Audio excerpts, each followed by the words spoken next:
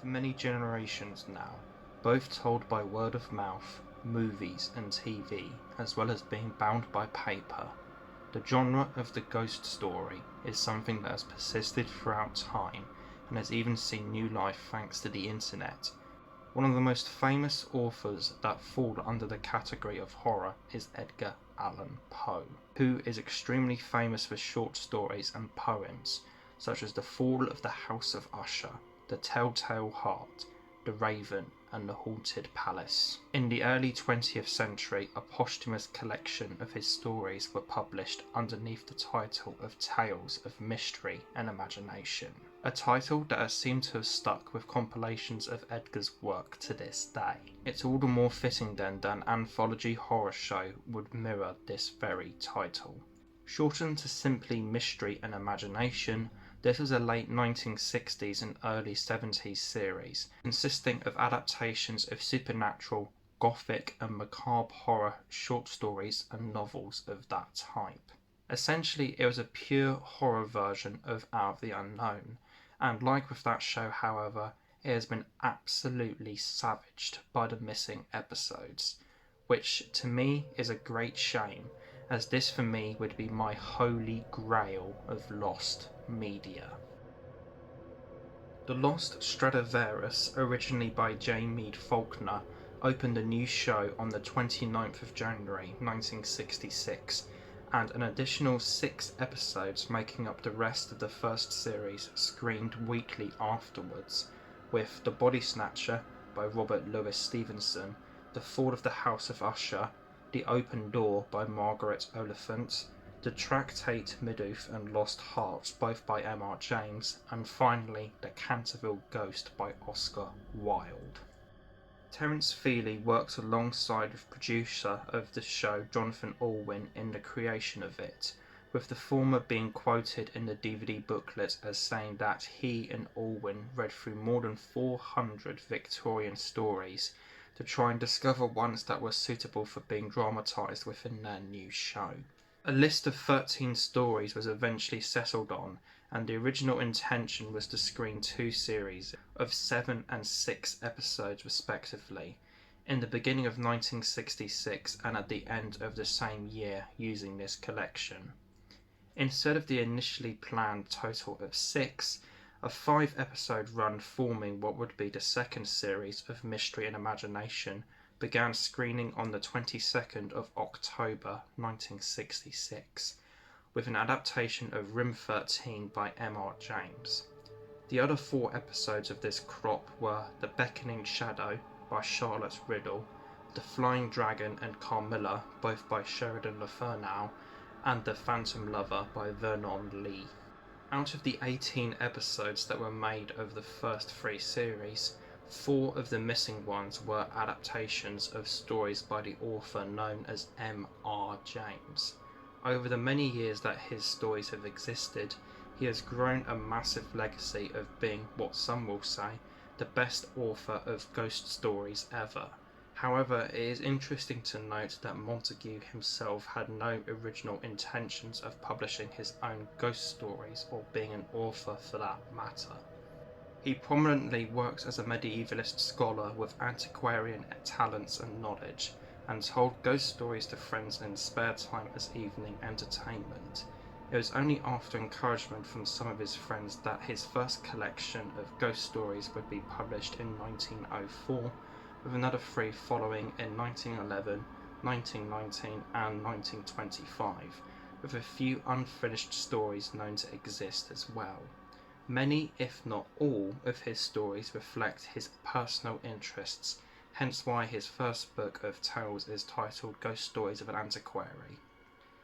Several adaptations have been made and shown over the years of his work, with some even taking the approach of how he would originally tell his stories, like this excellent disc from the BFI for example.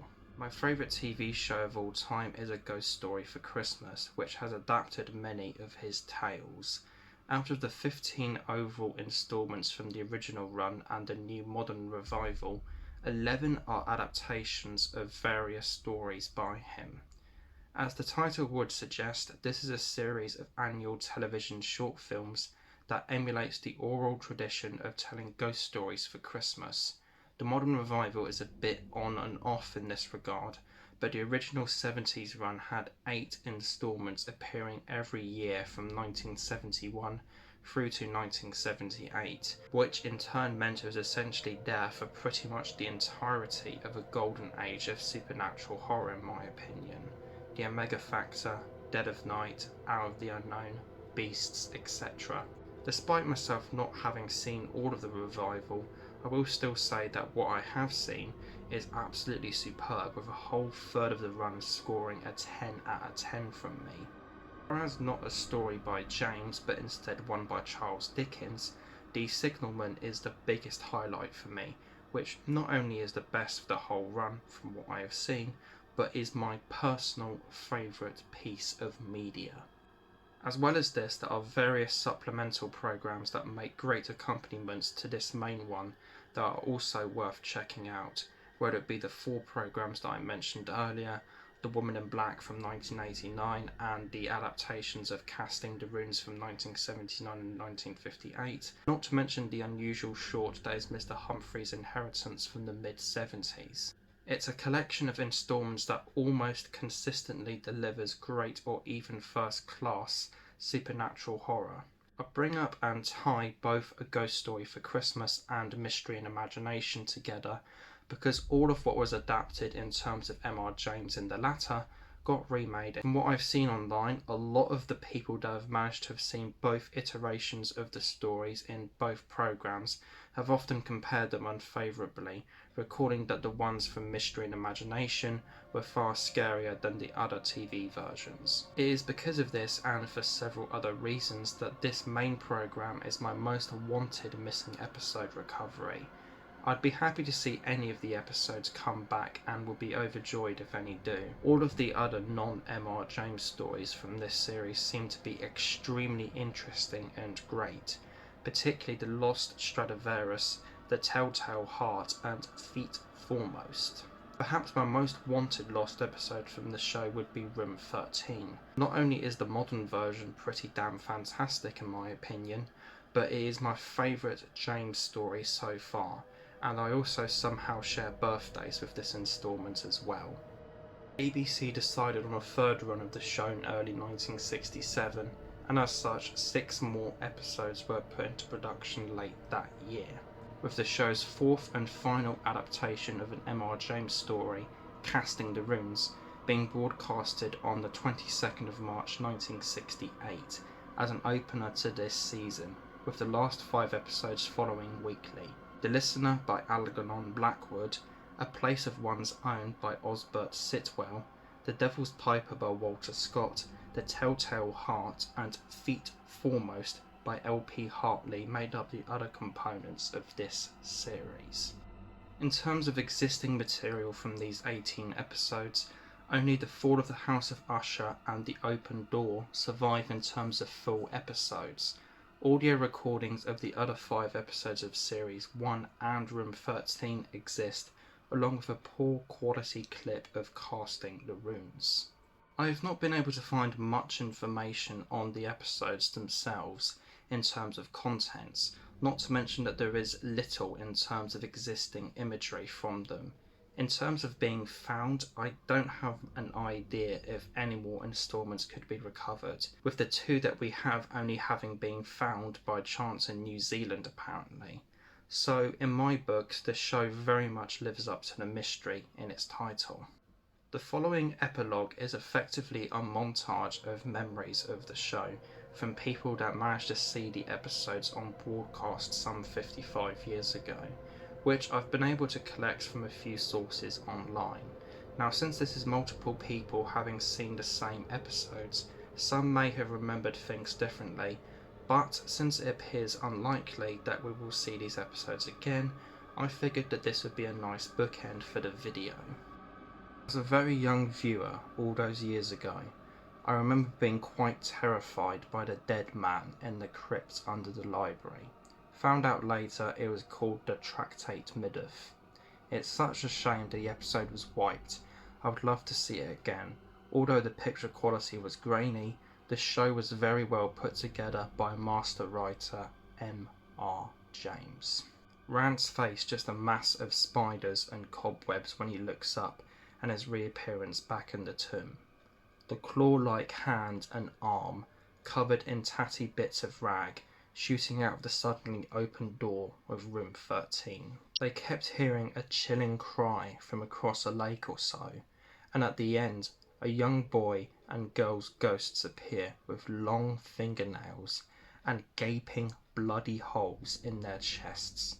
The butler finally goes into the room and comes back terrified to report that they have torn the master's heart out and thrown it on the fire.